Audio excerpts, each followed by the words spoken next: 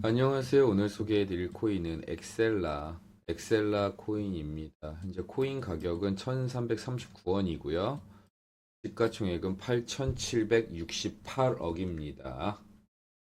자, 엑셀라 토큰, 엑셀라의 ERC20호환 토큰이라는 거죠. 그쵸? 엑셀라 네트워크는 코스모스 SDK를 사용해 구축된 크로스체인 솔루션입니다. 점점점 보시는 바와 같이 이런데요. 이것도 말이 어렵고 이것도 말이 어려워요. SDK는 일전에도 설명을 해드린 적이 있습니다. 그러니까 운영체제라고 보시면 돼요. 뭐 예를 들어서 이제 그 아이폰 같은 경우는 뭐 iOS 그렇잖아요. 그리고 뭐 일반 갤럭시 같은 경우는 뭐 안드로이드 이런 식으로 컴퓨터 같은 경우 일반적으로 윈도우라든가 자 코스모스 SDK는 코스모스 운영체제라는 뜻이에요. 코스모스 운영체제라는 뜻입니다. 운영체제. 그리고 ERC20을 주목해야 되는데요. 자, 찾아서 조금 더 자세히 설명해 드릴게요. 딱 알기 쉬운 예가 있습니다. ERC20이란 이더리움 내에서 블록체인을 만드는 데 있어서 따라야 하는 규칙이다. 이더리움이 땅이라면은 이 땅에 코인들이 건물을 세운다고 비유할 수 있는데 ERC20은 이 건물을 세우기 위한 건축법이다. 건축법이다. 건물을 세우기 위한 건축법이라는 거죠. 그쵸? 현재 발행된 코인의 90%가량 ERC20을 기반으로 했다는 점에서 이더리움이 블록체인에 얼마나 큰 역할을 하는지 알 수 있다. 뭐 이런 말인데 ERC20 표준이란 결국엔 뭐야? 이 호환성이 그러니까 어느 정도 그러니까 기준점을 맞춰 놓는 거잖아요. 기준점이라는 거. ERC20이라는 게 기준점이 되는 거죠. 이 코인들을 이 호환성을 최대한 늘리려면 어느 정도 기준점을 만들어야 되니까 예를 들어서 자동차를 보시면 타이어가 되잖아요. 대충 이 정도 크기의 차, 이 정도 타이어가 들어간다. 뭐 대충 이 정도 차에는 이 정도 크기가 들어간다. 그러면서 뭐 2, 4, 5, 이런 식으로 있잖아요. 그러면은 차종은 달라도 타이어 크기만 맞으면은 같은 타이어를 낄 수 있잖아요. 이거라고 이렇게 예를 들어 드리겠습니다. 자, 이 엑셀라 코인에 대해서 조금 더 자세하게 설명해 드릴게요. 다양한 블록체인 네트워크 간의 통신을 가능하게 하는 솔루션이다. 이겁니다. 결국엔 브릿지, 다리 역할을 하는 거죠. 다리 역할. 연결을 해주는 겁니다. 연결을 해주는 거예요. 자, 자세히 한번 쭉 읽어 보실게요. 자, 결국엔 엑셀라의 핵심 기술은 그러니까 블록체인 방식으로 네트워크 간 이동 및 메시지 전송을 가능하게 한다는 겁니다. 자, 바로 이거죠. 엑셀라 토큰은 엑셀라 네트워크의 핵심으로서 검증자 역할을 수행하고 트랜잭션 수수료 및 거버넌스 참여에 위해 사용된다. 이겁니다. 네트워크 운영에 참여를 하는 거고요.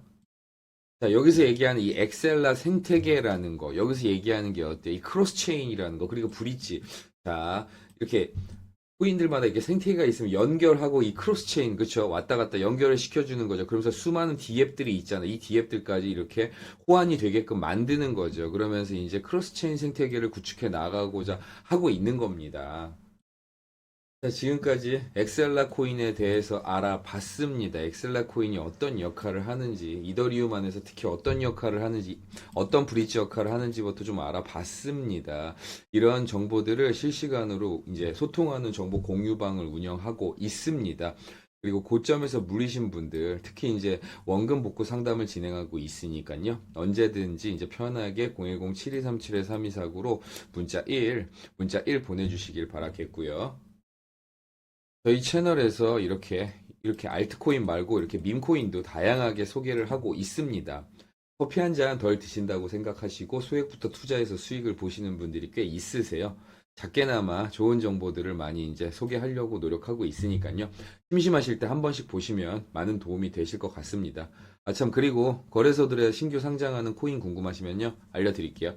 편하게 언제든지 아무 때나 문자 주세요.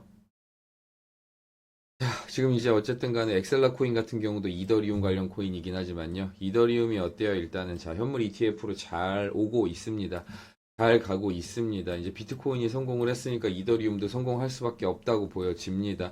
단지 이제 얼마나 시간이 걸리느냐. 아무래도 뭐가 문제가 있어서 오래 걸리는 거는 아닙니다. 아무래도 일단 이 입법이라는 부분에 대해서도 이제 뭐가 이제 미국 시장을 중심으로 봤을 때 어때요? 이 디지털 자산이 이 실물 자산으로 넘어오고 있는 거잖아요. 즉 그 과도기에 있기 때문에 아무래도 이더리움 같은 경우도 조금 더딘 것 뿐입니다. 어쨌든 비트코인이 넘어왔기 때문에 이더리움이라고 실물 자산으로 이렇게 ETF 이제 승인이 안 날 수가 없게 되겠죠.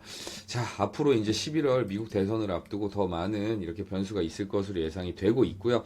어쨌든 간에 실질적으로 이더리움도 제대로 이제 갈 길을 가고 있는 상태라는 거 말씀드리고 싶습니다. 무슨 일이건 간에 변수가 생기면 바로바로 이제 알려드리도록 노력을 하겠습니다.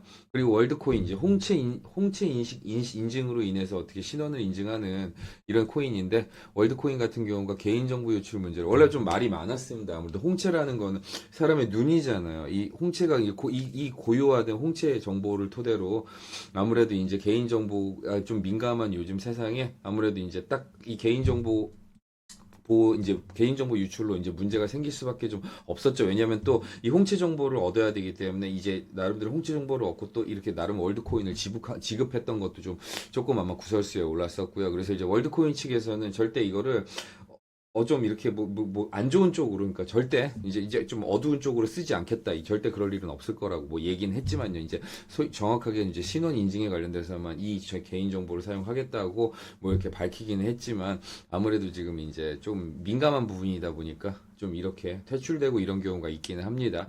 앞으로 또 지켜봐야겠죠. 어쨌든 범세계적으로 다 퇴출당한 건 아니니까요. 자, 앞으로 이제 이런 많은 정보들 발빠르게 캐치해서 많이 알려드리려고 노력하겠습니다. 오늘도 여러분의 조수, 코인계의 조수 조수연이었습니다. 고맙습니다.